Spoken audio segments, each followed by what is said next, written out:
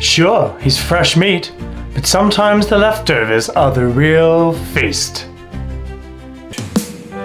Aesop's Fables, it's the tea, it's the show. Lessons in love with a fabulous glow. Welcome back to Aesop's Fables, where we discuss gay psychology and gay psychos. Us. I'm Matt, your modern day gay psycho. And last week we talked about why gay men can never seemingly feel satisfied. We looked at the role of cognitive load, we looked at the role of choice overload, and we looked at novelty bias, where the new and shiny is perceived as better purely for being new, not because of its other qualities. These new experiences release dopamine, our brain's pleasure drug, meaning we constantly need the new to feel the high. But new isn't necessarily better, it just feels that way because you're constantly doped up on dopamine.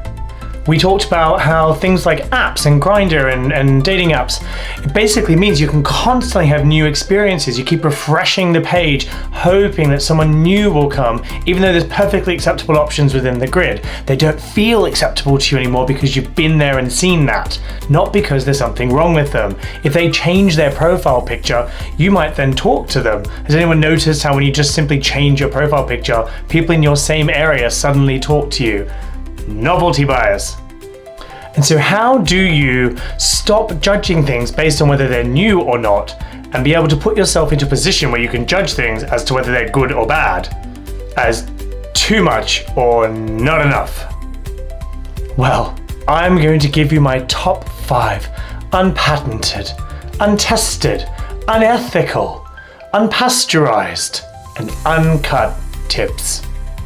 These should help your insatiability and help you focus on what you already have and challenge your need to find something shiny and new all the time.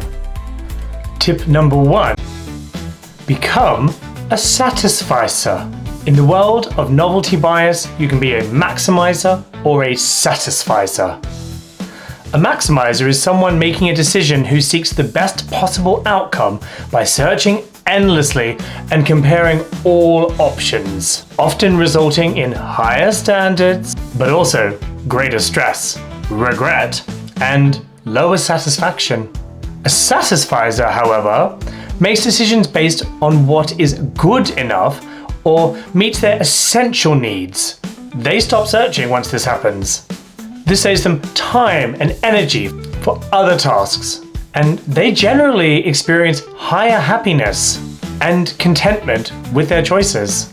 So you need to know what your needs are to be able to meet them. This involves some reflection, which we're not going into today, but once you know what your genuine needs are, not what your surface needs are, like, oh, I need that new t-shirt or I need those new pair of jeans, those are wants. Needs are staying relevant, being hip, being noticed. That's a need. The way you do it is via your clothing. They're slightly different.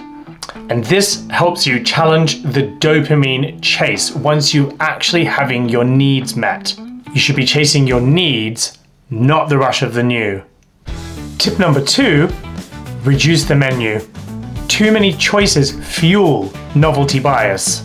And in this day and age, we could allow ourselves as many options as we would like. It's not like in the past where the options were limited to us.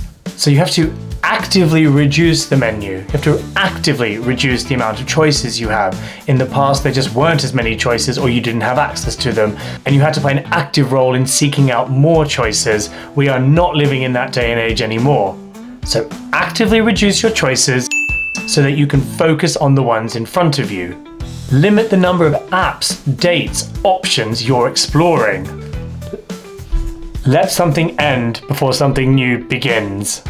I know people say to try parallel dating, but that's when you're trying to fix your anxious attachment issues to help you not hyperfixate on one person, not plan out your entire future with one person. If you're on the other end of the spectrum and your issue is that you need something to be new and fresh, dating multiple people at a time is not going to be very helpful for you because you're just going to discount the earlier options purely because you've already been there and done that. So I would say for you, the viewer struggling with novelty bias, I would say try sequential dating, one at a time. This allows you greater room to explore depth.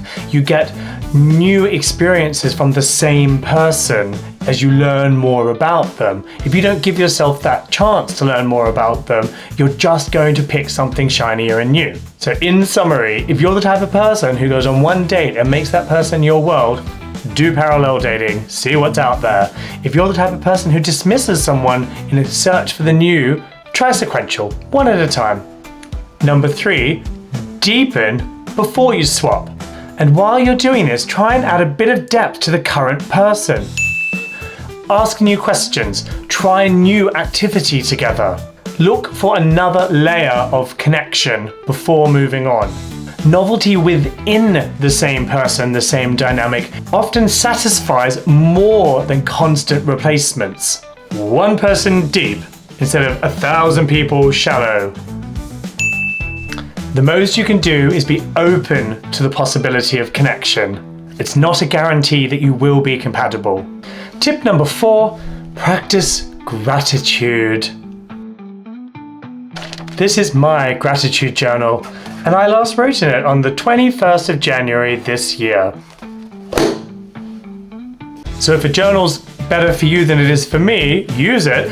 Otherwise, you just practice gratitude by being thankful for what's in front of you. Gratitude balances the brain's craving for what's next by forcing your brain to think, what have I already got? If your brain moves on to the next person simply because they are new, it isn't because there was something wrong with the old person. It just means you're not spending time thinking about what's right with the old person.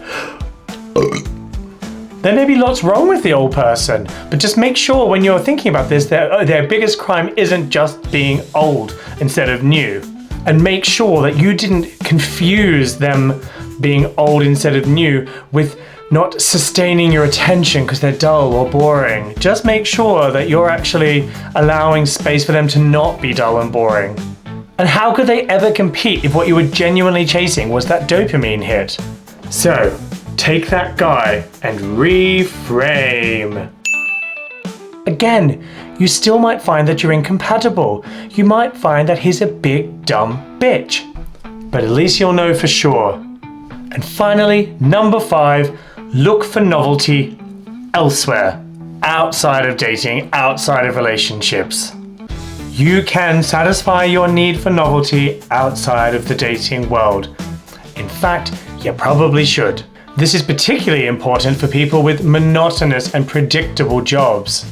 If you're craving novelty and excitement, romance is such a temptation. As I keep saying, the new gets in the way of genuinely connecting. So, instead, try a new hobby. Learn a new skill. Make some new friends. Go traveling somewhere beautiful and authentic that says really good things about your character. Thank you for joining me today, and please comment below if anything has resonated. Like and subscribe. It's very helpful for me growing this channel, talking about gay shit, talking about niche gay experiences that we likely have had. See you next time when we finally broach the topic of open relationships, and I can categorically tell you whether you should do them or not. Have a moral week, you thrill seekers. It's the show. Lessons in love with a fabulous glow.